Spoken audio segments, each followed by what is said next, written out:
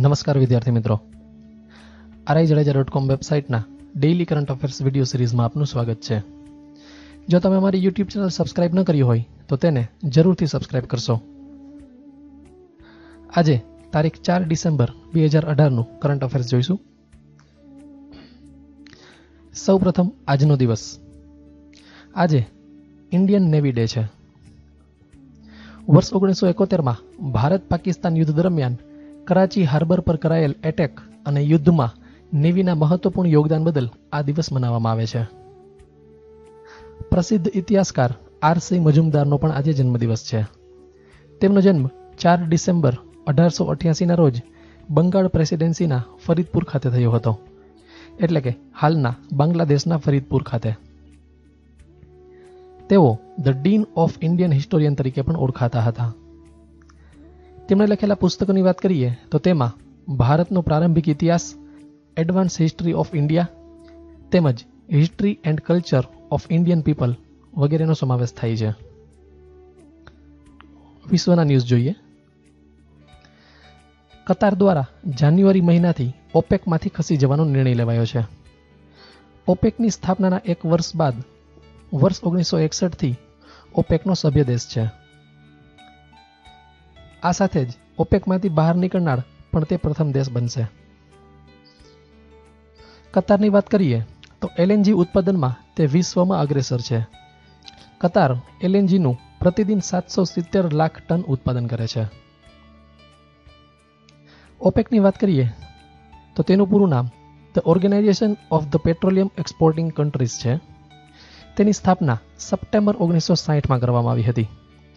ઓપેકનું મુખ્યાલય ઓસ્ટ્રિયાના વિયેના ખાતે આવેલું છે, તેમજ તેના સેક્રેટરી જનરલ મોહમ્મદ બાર્કિન્ડો છે. ઓપેકમાં કુલ 15 સભ્ય દેશ છે, જેમાં Algeria, Angola, Ecuador, Guinea, Gabon, Iran, Iraq, Kuwait, Qatar, Libya, Nigeria, Congo, Saudi Arabia, UAE અને વેનેઝુએલાનો સમાવેશ થાય છે. બેલ્જિયમમાં 65,000 લોકોએ મળી અને ક્લાઇમેટ ચેન્જ માર્ચ યોજી છે.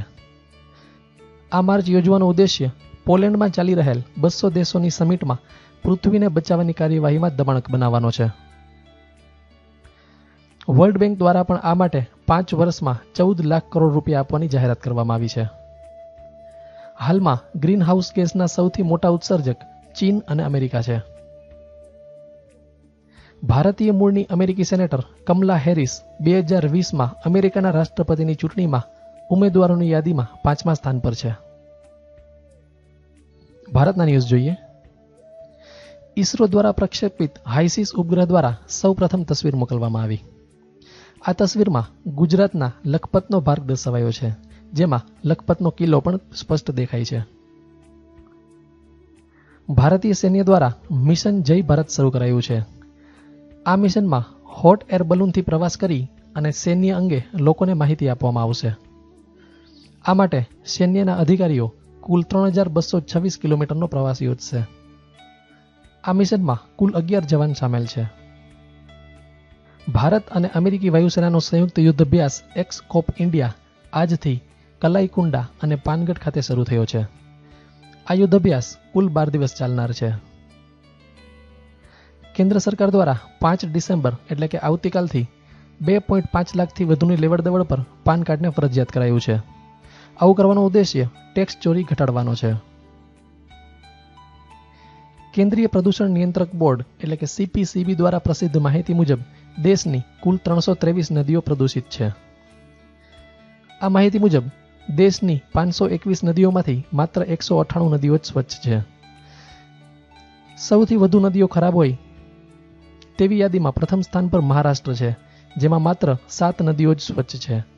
બીજા સ્થાન પર ઉત્તર પ્રદેશ છે, જેની કુલ 3 નદીઓ સ્વચ્છ છે. તેમજ ત્રીજા સ્થાન પર બિહાર અને ઝારખંડનો સમાવેશ કરાયો છે. 19 ડિસેમ્બરના રોજ ગીતા જયંતિના દિવસે વડાપ્રધાન મોદી દ્વારા 800 કિલોગ્રામ વજનના વિશ્વના સૌથી મોટા ભગવદ્ ગીતાજીનું લોકાર્પણ કરવામાં આવશે. આ ગીતાજીને કુરુક્ષેત્રના અર્જુન અને શ્રીકૃષ્ણ મંદિર ખાતે સ્થાપિત કરાશે. આ ગીતાજીનું નિર્માણ ઇટાલીના મિલાન શહેર ખાતે કરાયું છે. મહારાષ્ટ્રની ભારુલતા પોતાના 2 સંતાનો સાથે ઉત્તર ધ્રુવ પર પહોંચનારી પ્રથમ ભારતીય મહિલા બની છે. આ માટે તેણે કુલ 14 દેશમાંથી પસાર થઈ અને 10,000 કિલોમીટરની મુસાફરી કરી હતી. ગુજરાતના ન્યૂઝ જોઈએ. 8મું વિશ્વ આયુર્વેદ મહાસંમેલન 14 ડિસેમ્બરથી અમદાવાદ ખાતે યોજાશે. આ સંમેલનનું આયોજન કેન્દ્ર સરકારના આયુષ મંત્રાલય, ગુજરાત સરકાર અને વર્લ્ડ આયુર્વેદ ફાઉન્ડેશન દ્વારા કરવામાં આવી રહ્યું છે, જેની થીમ સ્ટ્રેન્થિંગ ધ આયુર્વેદા ઇકોસિસ્ટમ એવી રાખવામાં આવી છે. ગાંધીની 150મી જન્મ જયંતિની ઉજવણી નિમિત્તે અમદાવાદમાં આવતીકાલે સ્વાસ્થ્ય ભારત મેળો યોજાશે. આ મેળાનું આયોજન કેન્દ્ર સરકારના food safety and standard authority of India અને ગુજરાત આરોગ્ય વિભાગ દ્વારા કરવામાં આવી રહ્યું છે. ગુજરાત સાહિત્ય અકાદમી દ્વારા સિંધી ભાષાના લેખકો અને કવિઓને એવોર્ડ એનાયત કરાયા, જેમાં વર્ષ 2016નો એવોર્ડ કવિ ચાંદ કેશવાનીને, વર્ષ 2017નો એવોર્ડ સુભાષ શર્માને તેમજ વર્ષ 2018નો એવોર્ડ મોતીરામ રામચંદાનીને એનાયત કરાયો છે. રમતગમતના ન્યૂઝ જોઈએ. સ્લોવેનિયા ખાતે બાયથલોન વર્લ્ડ કપ આજથી શરૂ થશે, જે 24 માર્ચ સુધી ચાલશે. હોકી વર્લ્ડ કપમાં વર્લ્ડ નંબર 20 ફ્રાન્સ અને સ્પેનની મેચ 1-1થી ડ્રો રહી છે. વિદ્યાર્થીઓને ખાસ જણાવવાનું કે જો આ વિડીયો તમને પસંદ આવી રહ્યો હોય તો વિડીયોને લાઇક કરવાનું ભૂલશો નહીં. તારીખ 4 ડિસેમ્બર 2018ના ન્યૂઝ અત્રે પૂર્ણ થાય છે. ગઈકાલ એટલે કે તારીખ 3 ડિસેમ્બર 2018ના ન્યૂઝનું ક્વિક રિવિઝન જોઈએ. ગઈકાલે international day of disabled person અથવા તો વર્લ્ડ ડે ઓફ હેન્ડીકેપ્ડ હતો. આ દિવસ યુનો દ્વારા વર્ષ 1992થી મનાવવામાં આવે છે. ગઈકાલે ભારતના પ્રથમ રાષ્ટ્રપતિ ડોક્ટર રાજેન્દ્ર પ્રસાદનો પણ જન્મદિવસ હતો.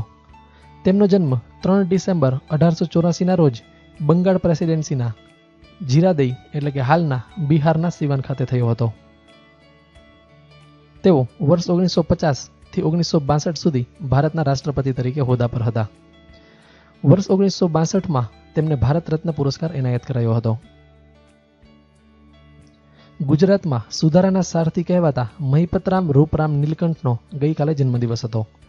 તેમનો જન્મ 3 ડિસેમ્બર 1829ના રોજ સુરત ખાતે થયો હતો. ગુજરાતી સાહિત્યમાં પત્ની વિશે ચરિત્ર ગ્રંથ લખનાર તેઓ પ્રથમ લેખક હતા. નાસા દ્વારા આજે 3 અવકાશ યાત્રીઓને 6 મહિનાના મિશન પર આંતરરાષ્ટ્રીય અંતરિક્ષ કેન્દ્ર એટલે કે ઇન્ટરનેશનલ સ્પેસ સેન્ટર પર રવાના કરવામાં આવશે. આ 3 અવકાશ યાત્રીઓમાં અમેરિકા, કેનેડા અને રશિયાના એક અવકાશ યાત્રીનો સમાવેશ થાય છે. જળવાયુ પરિવર્તનની સંયુક્ત રાષ્ટ્ર કન્વેન્શનના દેશોની 24મી બેઠક પોલેન્ડના કોતોવિત્સ ખાતે શરૂ થઈ છે. આ બેઠક 14 ડિસેમ્બર સુધી ચાલનાર છે, જેમાં પેરિસ સમજૂતીને લાગુ કરવા માટેના અંતિમ દિશા નિર્દેશ આપવામાં આવશે. મેક્સિકોના રાષ્ટ્રપતિની ચૂંટણીમાં લોપેઝ ઓબ્રાદોરનો વિજય થયો છે. ઇસરો દ્વારા દેશનો સૌથી ભારે સેટેલાઇટ GSAT-11 ફ્રેન્ચના ગુયાનાથી 5 ડિસેમ્બર એટલે કે આવતીકાલે લોન્ચ કરવામાં આવશે. દેશના મુખ્ય ચૂંટણી કમિશનર તરીકે સુનિલ અરોરાએ કાર્યભાર સંભાળ્યો છે. તેમણે ઓપી રાવતનું સ્થાન લીધું છે. ભારત અને અમેરિકાના એરફોર્સનો સંયુક્ત યુદ્ધ અભ્યાસ ગઈકાલથી પશ્ચિમ બંગાળના કલાઈકુંડા અને પાનગઢ ખાતે શરૂ થયો છે. ભારતની એન્જિન વિનાની પ્રથમ ટ્રેનનું સફળ પરીક્ષણ કરવામાં આવ્યું છે. આ પરીક્ષણ કોટા અને સવાઈ માધોપુર સ્ટેશન વચ્ચે કરાયું હતું. આ ટ્રેનનું નામ ટ્રેન 18 રાખવામાં આવ્યું છે.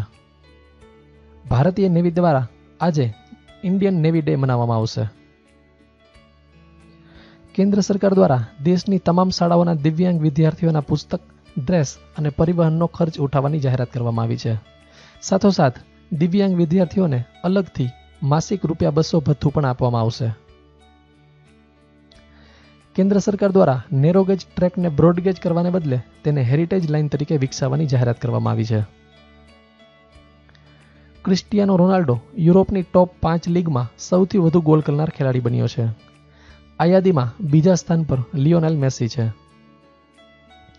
હોકી વર્લ્ડ કપમાં ભારત અને બેલ્જિયમની મેચ 2-2થી ડ્રો રહી છે. તિરુવનંતપુરમ ખાતે ચાલી રહેલ નેશનલ શૂટિંગ ચેમ્પિયનશિપમાં હરિયાણાના આદર્શ સિંહે પુરુષોની 25 મીટર રેપિડ ફાયર પિસ્ટલ સ્પર્ધામાં ગોલ્ડ મેડલ જીત્યો છે. આ સ્પર્ધાનો બ્રોન્ઝ મેડલ વિજય કુમારે જીત્યો છે. ગઈકાલે પૂછેલા પ્રશ્નોના જવાબ તેમજ આજના કરંટ અફેર્સના પ્રશ્નો જોઈએ. સૌપ્રથમ ગઈકાલે પૂછેલા પ્રશ્નોના જવાબ. પ્રથમ ગુજરાતી ચરિત્ર ગ્રંથ મહિપતરામ રૂપરામ નીલકંઠે લખ્યો હતો. અવાક્સનું પૂરું નામ airborne early warning and control system એવું થાય છે.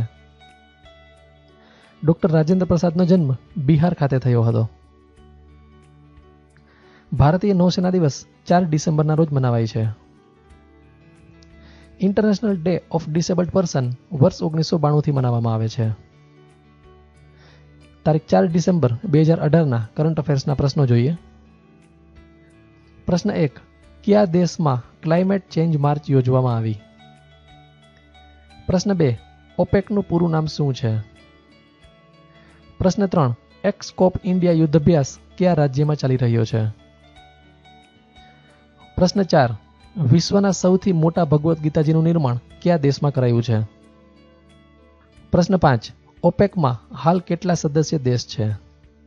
આ પ્રશ્નોના જવાબ વિડીયો નીચે આપેલ કમેન્ટ બોક્સમાં જરૂરથી કમેન્ટ કરજો. સ્પર્ધાત્મક પરીક્ષાઓની તૈયારી માટેના વિવિધ વિડીયો ટ્યુટોરિયલ્સ જોવા માટે RIJADEJA.com ની YouTube ચેનલ જરૂરથી સબસ્ક્રાઇબ કરો. જો તમારે નવા વિડીયોના નોટિફિકેશન્સ મોબાઈલ પર જોઈતા હોય તો સબસ્ક્રાઇબ કર્યા બાદ તેની પાસે રહેલું બેલનું આઇકોન ક્લિક કરવાનું ભૂલશો નહીં, જેથી દરેક નવા વિડીયોની માહિતી તમને નોટિફિકેશન દ્વારા મળી રહે. જો આ વિડીયો તમને પસંદ આવ્યો હોય તો વિડીયોને લાઇક કરી મિત્રો સાથે જરૂરથી શેર કરશો.